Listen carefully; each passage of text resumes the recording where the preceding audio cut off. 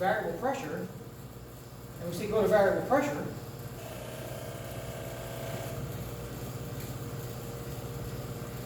what we don't have yet is a vacuum sensor to see what variable pressure we're at. So just know that we are going to be in variable pressure mode, and see, it gave us only one option of backscatter. So we go to HV. That went back to high vac, right? So variable pressure just took us, and we only had access to backscatter. And with the new backscatter detector that's going to be on here, we're going to have incredible imaging at higher magnification. You know, backscatter's not horrible right now, let me just say that, but it's going to be a lot better. At one point, they were talking about using wet SEM. Sure. Is this capable of doing wet SEM? We would need a cold stage. Oh, okay. It is available. Then we can put liquids in here, we put blood in here, we can put all sorts of goodies in here. About 10K Oh, okay. for a cold stage. The reason I was thinking about the vacuum, you want to do that. You can get away with a lot just because the secondary's off, and with the new backscatter system, it's really going to be very powerful. Mhm. But I'm not sure about just putting a liquid in there, you know what I'm saying? Because Sure. there's still vacuum in there. They're still gonna suck Where it is out. it going to go? Yeah. You know what I'm saying? Where's that liquid going to It's go? going to be gooey inside. Yeah, we don't want it to go to the X-ray detector. Yeah. All right. So that's the thing. Our cold stage is available. We're going to have one in a couple of weeks. If you ever want a demo on it, we'll bring it up. We have one. We'll be sure. Basically, the stage pulls out, and we put a new stage in with a separate supply for it that runs Mhm. temperature down to, what was it, 25? Minus 25. Minus 25 C. Nice. Yep, so that really helps out, like if you're doing any biological stuff, you're looking at tissue or cell structures or all sorts of nonsense like that. All right, so again, back to run, right? And it turns the beam back on again, and we are running again.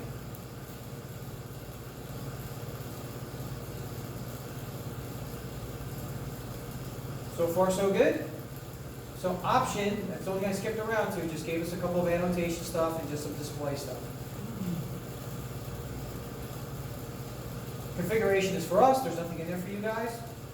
And then test, there's nothing there for you guys either. All right, so option is the only one that really works for you folks.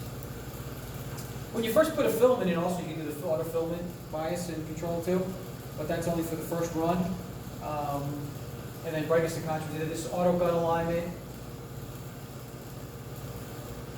You know, I've never used the autofocus. Let me see if the autofocus works. Can you touch up the alignment, or don't you hang on, need there's to? a procedure for the autofocus. There's a procedure for the autofocus, I have to read it. I need to be in a focus window. Hang on, I forgot, I need to be in a focus window. Okay, and then I need to go right click. Was it first frame? Yes, and then autofocus. Okay, that's it. So focus window up, right click, fastest frame, and then autofocus. But realistically, how quickly did it find it on its own? Now, all right, it was totally out of focus at 20,000x, and that's as close as it found it, which wasn't great, but it wasn't horrible either. So I would just recommend just doing it that way. You mentioned about alignment, right? Yeah. Just a second ago? Okay, so checking alignment, I like doing it like no less than 15,000x, Mhm. and basically I'll throw a focus window up, and I will hit wobble, and that's going to start wobbling the lens, right? Oh, was that an auto? So it's an auto wobble. Oh, okay. And that was just the final aperture rod. So if that was out of alignment, and we're skipping around a little bit here.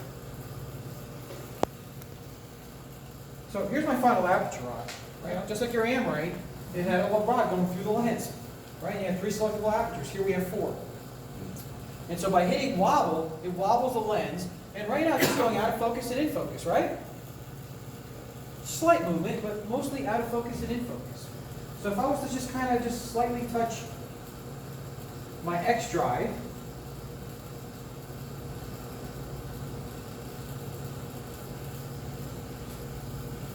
see there's movement in it now? Yeah. Right? We have movement. That's no good. We got to get rid of that movement. So X controls up and down. Y over here controls left and right. You have 2 knobs. So right now I've introduced some instability, so I'm just going to touch this knob again. I'm just going to slowly just Even worse.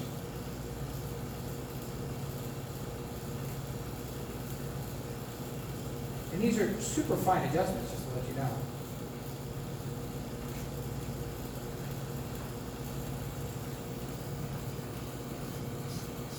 Nice. So it's just going out and in. That's all I really wanted to do. And then just come back out. Just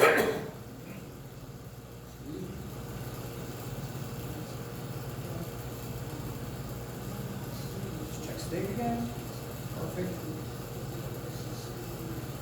So when I stay sweep, I'm not sure if you're, I left click my mouse because I want to select that feature, right? And I just right click very quickly to get the fine little red arrow up, right? And I just slide side to left and to the right. Right? If I go too far, it goes out of focus. You see that? So I just wanted to get, like, pick an edge. You know, like, I'm literally looking at this edge. I'm looking at that, this little bitty right here is what I'm looking at. And that's all I need to look at, just that little bitty. And if I go there, oh no, yeah, no, right around there. So I try not to get my, you know, looking at too many things. I just want to find one piece. That's pretty good. It's really good, actually. If I rip up. You know, the amazing thing about this microscope is, there's a lot, but it's just so easy to rip up to 150,000x. It's just, like, this is so hard to do. I can't tell you guys how hard it is to do this. Right? Turn that Amory on. That Amory column is similar to every new STM being manufactured right now, that column. They're still the same. We're at the flow sheet.